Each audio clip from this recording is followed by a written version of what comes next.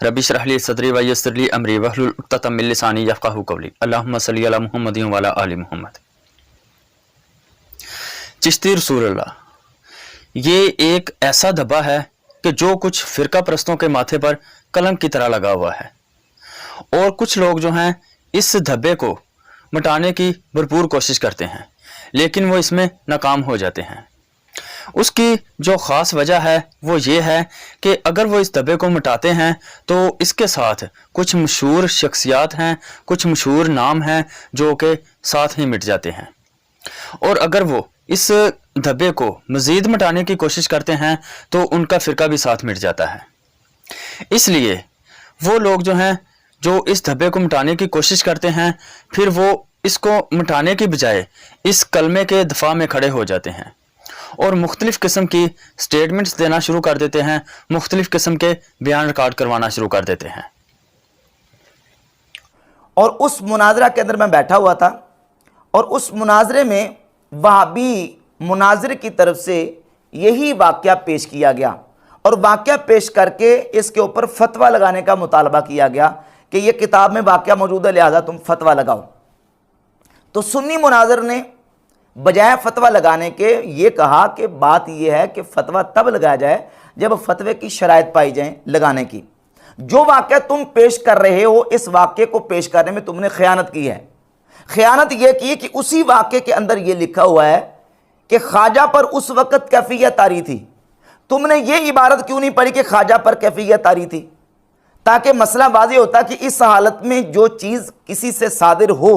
किसी सूफी से, तो उस पर उस हालत में फतवा लगाया जा सकता कि नहीं। तो वहाबी मुनाज़र ने खयानत की थी, उसके जवाब में उसका ये जवाब दिया गया। हमारे बुजुर्ग आला हजरत 100 साल पहले कह रहे थे कि ये किताबें ही नहीं। शेख अब्दुल हक मुहद्दिस देहलवी 400 साल पहले कह रहे थे कि ये किताबें नहीं, और शेख अपने से 100 साल पहले हजरत ख्वाजा नसीरुद्दीन चिराग देहलवी के कौल को नकल फरमा कर ये बयान कर रहे हैं कि ख्वाजा नसीरुद्दीन चिराग देहलवी ने भी फरमाया है कि ये किताबें नहीं। हम तो सदियों से ये प्रचार करते आ रहे हैं, हमारे मशाइख तो ये दर्स देते आ रहे हैं कि बदबख्त लोग इस तरह की मुखालतें पैदा करेंगे, लेकिन अवाम अहले सुन्नत और अवाम मुस्लिमीन ने किसी की बातों में नहीं आना। इन किताबों का कोई सिरे से वजूद नहीं, ये थे हमारे बुजुर्ग। ये बातें तसव्वुफ की किताबों में बाज़ लोगों ने शामिल कर दी। फिर कहेंगे कि जब आपकी किताब में एक लिखी है, आप किताब को आग क्यों नहीं लगाते, किताब को आग लगा दें। मैंने कहा जी बिल्कुल लगाते हैं आग। ये मेरे हाथ में तफसीर इब्ने कसीर है, और इसके अलावा ये बात जो मैं अर्ज़ करने लगा हूँ हदीस की किताबों में भी लिखी है और कुरान मजीद की मुतअद्दिद तफसीरों में लिखी है। हज़रत अब्दुल्लाह इब्ने मसऊद रज़ी अल्लाह ताला अन्हु कुल अऊज़ु बिरब्बिल फलक कुल अऊज़ु बिरब्बिन नास, इन दो सूरतों को कुरान का हिस्सा ही नहीं मानते थे। ये बात इसमें लिखी है, हालांकि अभी भी ये किताबों में छप रहा है, लिखा जा रहा है। निकालते क्यों नहीं? और भाई जो झूठी बातें अगर किसी ने शामिल कर दी, उनको कुरान और सुन्नत का हिस्सा नहीं माना जाएगा, उनको बुजुर्गों का हिस्सा नहीं माना जाएगा, वो झूठी बात समझ के रद्द कर दी जाएगी। और वो भी सारी किताबों में, ये फतुल बारी में और दीगर इस तरह की किताबों में ये बातें छप रही हैं। आज तक इन्होंने इन किताबों को आग क्यों नहीं लगाई, इन किताबों में से निकलवाया क्यों नहीं, और इन किताबों के हवाले देते नहीं थकते। सही इब्ने खुज़ैमा, मुस्नद अबी अवाना और दीगर हदीस की किताबों में ये झूठी रिवायात मौजूद है जो सनद के एतबार से बिल्कुल मजरूह और गलत है। सही इब्ने खुज़ैमा, मुस्नद अबी अवाना और दीगर हदीस की किताबों में ये झूठी रिवायात मौजूद है जो सनद के एतबार से बिल्कुल मजरूह और गलत है, जो सनद के एतबार से बिल्कुल मजरूह और गलत है। लिखा हुआ है ख्वाजगाने चिश्त के रूह परवर मलफूजात बेमिसलो बेमिसाल लाजवाल मजमुआ। ये किसी का लिखा हुआ है, ये ख्वाजगाने चिश्त ने लिखी ही नहीं है किताबें जिनको तुम उठाए फिरते हो। तो सबसे पहले कि ये किताब ही बुजुर्गों की नहीं है।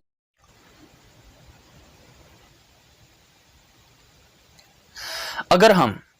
इन लोगों की बातों पर ही गौर करें तो हमको पता चल जाता है कि ये लोग झूठे हैं। यानी कि इन लोगों को झूठा साबित करने के लिए अगर इन लोगों की ही बातें सुन ली जाएं, गौर से उन पर गौर किया जाए, तो ये लोग जो हैं खुद ही अपनी बातों से झूठे साबित हो जाते हैं।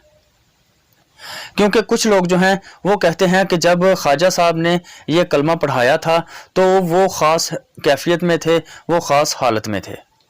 اور دوسرے لوگ جو ہیں وہ کہتے ہیں کہ ان کی جو کتابیں ہیں ان میں یہ جو کلمہ ہے وہ بعد میں لکھا گیا ہے، انہوں نے یہ نہیں لکھا۔ اور اس طرح کی باتیں وہ کرتے ہوئے کہتے ہیں کہ بخاری اور مسلم میں بھی کچھ موضوع روایات ہیں، کچھ جو ضعیف روایات ہیں، اگر ان کتابوں سے ان روایات کو نہیں نکالتے تو پھر ان کتابوں سے اس طرح کی جو عبارتیں ہیں ان کو کیسے نکال سکتے ہیں۔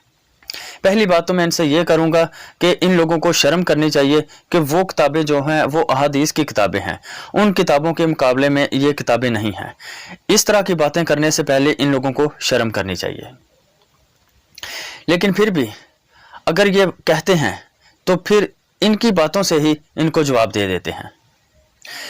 پہلی بات تو ان لوگوں سے میں کرتا ہوں کہ جو لوگ کہتے ہیں کہ خواجہ صاحب جو ہیں وہ خاص کیفیت میں تھے، خاص حالت میں تھے جب انہوں نے یہ کلمہ پڑھایا تھا۔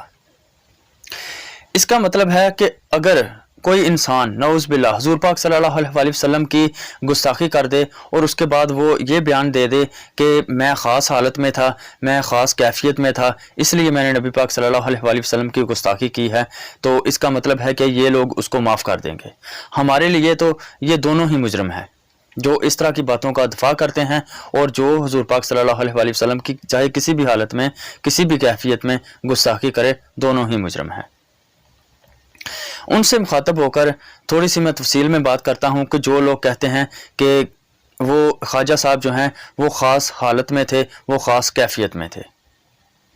ایسی کیفیت کون سی ایسی کیفیت ہے کہ جس میں انسان حضور پاک صلی اللہ علیہ وآلہ وسلم کو ہی بھول جائے، جس میں انسان کو یہی خبر نہ ہو کہ میں کلمہ کس کا پڑھتا ہوں، جس نبی کا کلمہ پڑھتا ہے اس کو ہی اگر وہ بھول جاتا ہے تو ایسی کیفیت کو کیا کرنا ہے؟ میں خود کی بات کرتا ہوں کہ اگر مجھ پر اس طرح کی کیفیت ہو کہ جس میں میں حضور پاک صلی اللہ علیہ وآلہ وسلم کا نام ہی بھول جاؤں، کہ کلمے میں اللہ تعالیٰ کے ساتھ حضور پاک صلی اللہ علیہ وآلہ وسلم کا نام ہے، اگر میں وہ نام ہی بھول جاؤں تو میں لعنت بھیجتا ہوں ایسی کیفیت پر۔ میں اللہ تعالیٰ سے دعا کرتا ہوں کہ اگر مجھ پر اس طرح کی کوئی کیفیت آئے تو میں اس سے 2 دن پہلے موت چاہتا ہوں، کہ اگر اس طرح کی کیفیت ہو کہ جس میں میں حضور پاک صلی اللہ علیہ وآلہ وسلم کا نام ہی بھول جاؤں کہ کلمے میں اس کا نام ہے، تو میں اس سے پہلے 2 دن پہلے موت چاہتا ہوں۔ اگر اس طرح کا کوئی خواب آئے کہ جس میں حضور پاک صلی اللہ علیہ وآلہ وسلم کا نام ہی بھول جاؤں تو میں اس سے پہلے ہی 2 دن موت چاہتا ہوں۔ تو پھر ان لوگوں پر وہ کون سی ایسی کیفیت ہوتی ہے کہ جب یہ حضور پاک صلی اللہ علیہ وآلہ وسلم کا نام ہی بھول جاتے ہیں، ان لوگوں کو یہ خبر ہی نہیں رہتی کہ کلمے میں اللہ تعالیٰ کے ساتھ حضور پاک صلی اللہ علیہ وآلہ وسلم کا نام ہے، تو ایسی کیفیت کو کیا کرنا ہے کہ جس میں حضور پاک صلی اللہ علیہ وآلہ وسلم کا نام ہی بھول جائے۔ تو میں ایسی کیفیت کو صرف یہی کہوں گا کہ ایسی کیفیت انسان پر نازل ہونے سے یا ایسی حالت میں انسان آنے سے پہلے اس کو چاہیے کہ وہ مر جائے، وہ شرم سے ہی مر جائے۔ اور جو لوگ اس طرح کی کیفیت کی وکالت کرتے ہیں، اس طرح کی کیفیت کا دفاع کرتے ہیں، ان لوگوں کو شرم کرنی چاہیے۔ اب میں ان لوگوں کی بات کرتا ہوں جو لوگ کہتے ہیں کہ یہ جو کلمہ ہے یہ کتابوں میں بعد میں لکھا گیا ہے، اور ساتھ وہ یہ بات کرتے ہیں کہ بخاری اور مسلم میں بھی کچھ روایات ہیں جو ضعیف ہیں، جو کہ موضوع ہیں۔ تو میں ان لوگوں سے یہ بات کہوں گا کہ پہلی بات تو یہ ہے کہ اگر یہ ان لوگوں نے یہ کلمہ نہیں لکھوایا، نہیں پڑھایا، بعد میں لکھا گیا ہے، تو پھر اس طرح کی جو کتابیں ہیں وہ تم لوگوں کے مدرسوں میں کیا کر رہی ہیں؟ تم لوگوں کے گھروں میں یہ کتابیں کیا کرتی ہیں؟ تم لوگوں کو اس وقت یہ شرم نہیں آتی جب تم لوگوں کے مدرسے میں یہ کتاب پڑھی ہوتی ہے، تو تم جب یہ اس کتاب کو دیکھتے ہو تو تم لوگوں کو شرم نہیں آتی کہ اس میں اللہ تعالیٰ کے ساتھ کسی اور کا نام لکھا ہوا ہے، وہ کلمہ اس کتاب میں لکھا ہوا ہے؟ اگر یہ کتابیں بعد میں لکھی گئی ہیں، بعد میں اس طرح کی عبارت اس میں شامل کی گئی ہے، تو پھر آپ لوگ اپنے گھر میں اس طرح کی کتابیں کیوں رکھتے ہو؟ کیونکہ خود ہی تم لوگ مانتے ہو کہ یہ کتاب جو ہے انہوں نے نہیں لکھی، ان کی یہ عبارت نہیں ہے، تو پھر اس کا مطلب ہے اس کتاب میں ایسا کون سا علم ہے جو قرآن اور حدیث سے نہیں ملتا؟ تو اس طرح کی کتابیں پھر تم لوگوں نے اپنے مدرسے میں، اپنے گھروں میں، اپنی لائبریری میں کیوں رکھی ہوئی ہیں؟ اب رہی بات یہ کہ بخاری اور مسلم میں جو موضوع روایات ہیں، جو ضعیف روایات ہیں، ان میں اگر وہ لکھی ہیں تو وہ ہم نے مسجد میں، مدرسے میں رکھی ہوئی ہیں، تو وہ کیوں نہیں نکالتے، یا وہ مسجد سے کیوں نہیں، کتابیں کیوں نہیں نکال دیتے، یا وہ احادیث کیوں نہیں نکال دیتے؟ پہلی بات تو یہ ہے کہ ان کتابوں میں جو روایات لکھی ہوئی ہیں، جو ضعیف روایات لکھی ہوئی ہیں، وہ ان اماموں نے خود ہی شامل کی ہیں، اور خود ہی انہوں نے یہ ساتھ لکھا ہوا ہے کہ یہ ضعیف ہیں، ان کی سند پر جو ہے وہ شبہ ہے، یعنی کہ انہوں نے خود ہی وہ جمع کی ہیں اور خود ہی ان کے ساتھ جو ہے کلیریفیکیشن دے دی ہے کہ یہ ضعیف ہیں، بعد میں کسی نے جمع نہیں کی۔ تم لوگوں کا کلیم یہ ہے کہ ان کتابوں میں یہ کلمہ بعد میں لکھا گیا ہے، اس کا مطلب ہے کہ یہ جو تم لوگ چورن بیچتے ہو یہ بھی تم لوگوں کا جھوٹا ہے، کیونکہ تمہاری کتابوں میں اس طرح کی جو عبارت ہے وہ بعد میں لکھی گئی ہے۔ حدیث کی جو کتابیں ہیں، جو بخاری مسلم ہیں، اس میں جو اماموں نے حدیث جمع کی ہیں، جس پر سند کے لحاظ سے کوئی شک تھا، کوئی شبہ تھا، تو انہوں نے ساتھ یہ لکھا ہوا ہے کہ اس پر سند کے لحاظ سے یہ حدیث جو ہے وہ کمزور ہے، یعنی کہ انہوں نے جو بھی احادیث جمع کی ہیں وہ خود کی ہیں، بعد میں کسی نے نہیں کی کہ 400-500 سال بعد ان کتابوں میں لوگوں نے اور احادیث جو ہیں من گھڑت بنا کر اس میں شامل کر دی ہوں۔ تو تم لوگ یہ خود مانتے ہو کہ یہ لوگوں نے بعد میں لکھ دی ہیں، تو پھر یہ کتابیں تم لوگوں کے مدرسے میں کیا کرتی ہیں؟ تو اس طرح کی بات کرنے سے پہلے بھی ان لوگوں کو شرم آنی چاہیے کہ جب یہ بخاری کی بات کرتے ہیں، مسلم کی بات کرتے ہیں کہ ان میں جو ضعیف روایات ہیں، تو جو بھی اس طرح کے کلمے کا یا اس طرح کی کوئی بھی گستاخانہ عبارت کا دفاع کرتے ہیں، ان لوگوں کے لیے میں یہ خاص باتیں کرنا چاہتا ہوں کہ جو لوگ کہتے ہیں کہ وہ خاص حالت میں تھے، وہ خاص کیفیت میں تھے، تو ایسی کیفیت کو کیا کرنا ہے کہ جس میں اللہ اور اللہ کا رسول ہی بھول جائے، جس میں اس چیز کی ہوش ہی نہ رہے کہ کلمے کے ساتھ اللہ تعالیٰ کے نام کے ساتھ حضور پاک صلی اللہ علیہ وسلم کا نام ہے، تو ایسی کیفیت کو کیا کرنا ہے؟ ایسی کیفیت سے تو موت اچھی ہے۔ اور جو لوگ اس کیفیت کا دفاع کرتے ہیں ان لوگوں کو شرم کرنی چاہیے۔ اور دوسری بات یہ کہ جو لوگ کہتے ہیں کہ کتابوں میں بعد میں یہ کلمے لکھ دیے گئے ہیں، تو پھر یہ کتابیں کس لیے آپ لوگوں نے رکھی ہوئی ہیں؟ پھر ان کتابوں کو آپ نہ رکھیں، کیوں آپ لوگوں کے مدرسے میں پڑھی ہوئی ہیں جب بعد میں اس میں ساری چیزیں ایڈ کر دی ہیں؟ اور کون سا ایسا علم ہے جو تم ان کتابوں سے پھر لیتے ہو؟ جب قرآن اور حدیث میں سارا علم مل جاتا ہے تو پھر کون سا علم ان سے لیتے ہو جن کا اعتبار ہی نہیں؟ اور تیسری بات یہ کہ تم لوگ کہتے ہو کہ بخاری اور مسلم میں بھی جو ضعیف روایات ہیں وہ کیوں ہیں، گستاخانہ روایات بھی کچھ ہیں، تو وہ کیوں ہیں؟ تو وہ ہم نے نہیں جمع کی یا بعد میں نہیں جمع کی، یہ لوگ خود ہی مانتے ہیں کہ وہ بعد میں کسی نے نہیں جمع کی، وہ امام خود جمع کر کے گئے ہیں اور ساتھ لکھ کر گئے ہیں کہ یہ ضعیف ہیں، سند کے لحاظ سے ان پر شبہ ہے، یہ کمزور سند کے ساتھ ہیں۔ اللہ تعالیٰ سے دعا ہے کہ اللہ تعالیٰ ہمیں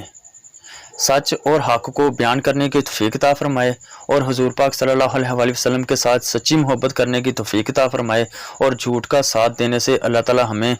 محفوظ رکھے، اور سچ کا ساتھ دینے کی اللہ تعالیٰ ہمیں توفیق عطا فرمائے، حق بات کو سن کر اس پر عمل کرنے کی توفیق عطا فرمائے، اور حق بات کو بیان کرنے کی توفیق عطا فرمائے۔ آمین۔ جزاک اللہ خیر۔